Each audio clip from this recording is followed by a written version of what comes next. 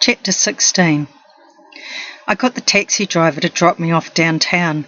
I needed a drink to soften the blow of having query AIDS, so I went into a bar where I could see people playing pool. I hung around the tables for a while trying to get anyone to buy me a drink. I met a man who offered to buy me a drink on condition that I come back to his house and swim in his swimming pool. I took the drink but fled downstairs before I had to honour my part of the deal. I tried to ingratiate myself to the players at the pool table and made a couple of bad shots that ruined their game. So I told them I was off form because I'd just found out I had AIDS. At that piece of information, the guy with the pool cue threatened to whack me one unless I got the fuck away from him. I belatedly realised I'd outstayed my welcome, so I disappeared out the door and headed back to the flat. When I got there, Phil was freaking out. "Where the fuck have you been? You've been gone all day."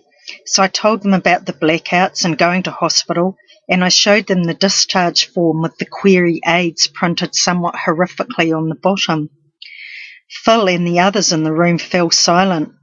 I think the first thing anyone said was, "Wow, do you want to smoke?" Phil said, "What does this mean? Do you think you'd better go home?" No way, no, I did not want to go home. The last thing I remember of this scene was Phil saying, "I don't think I can handle this. You are getting really weird and it's freaking me out. I think you need some help." Help arrived in a curious form. Be it that day or the next, who knows? I had a visit from an old friend of mine who worked as an actor on the popular soap Shortland Street. In explanation, her arrival at the flat wasn't a total mystery. A couple of days earlier, somewhere in the fray, I'd contacted my ex-partner who was staying in Auckland for a few days. She had picked me up and we'd driven out to the Shortland Street set in Browns Bay to see my friend.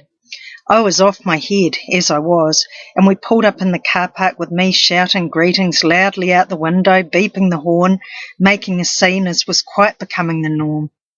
We picked her up and went out to lunch together at a nearby cafe. She invited me round to her house for dinner to catch up and to meet some other Shortland Streeters that she flattered with. One of the actors was a favourite character of mine, so I was keen to take up the invitation. I remember being at her place. I don't know how I got there. I must have looked a sight at the table in such trendy Auckland company, skinny, bald, and no doubt by now with very peculiar eyeballs. And who knows what sort of conversation I would have been making. The mind boggles. So when my actor friend turned up unexpectedly at the flat, it was not without context. And what happened that day has gone down in family legend as one of the finest performances of her career. According to my friend, and I recall nothing of this, which is probably just as well, the day she came to see me, I'd had another change of identity and personality. I had become Prince, the midget giant of rock and roll. I was talking to her as Prince, but I had AIDS and apparently I needed to tell everyone I knew that I was dying. I was fully psychotic. I wouldn't stop talking. I was on a world tour and I was playing guitar and I was pumping. My friend had by now been in touch with my mother and unbeknownst to me was under strict orders to find a way to get me on a plane back down south.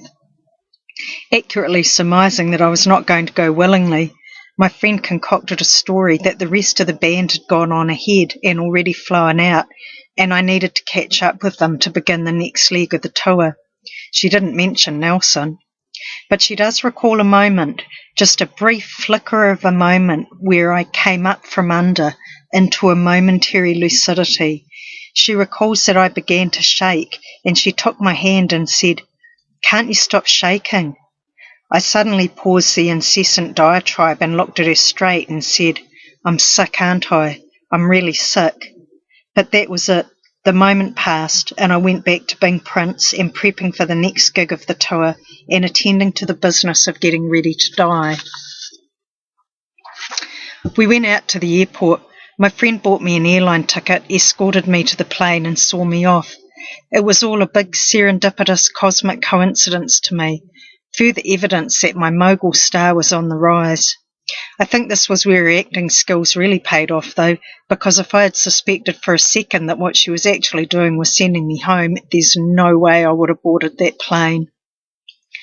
The next thing I remember, I was arriving in Wellington Airport on the stopover. And there was my bloody father in the arrivals lounge. What was he doing there? I started to smell a big rat. This was more than serendipity, even by my calculations.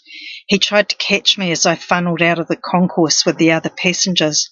I started shouting at him, "What the fuck are you doing here? Don't fucking touch me." I was still under my delusion that this trip had somehow to do with my status as an entertainment mogul, and I did not want to be interrupted, especially by Daddy No Fun. And to my father's horror, and I can still see the mortification on his face to this day, I started yelling for security. "Help me! This man's trying to touch me! Help! Get him away from me!" "Catherine Mary, what are you doing?" he floundered. Everybody in the airport was staring at us. Dad just threw up his hands in horror. He didn't know what to do as the ubiquitous burly security guard approached. I remember nothing more of the scene until I come out of my paroxysm and find myself on an escorted but otherwise empty plane home to the South Island. Somehow Dad managed to prevent getting arrested and still speaks to me.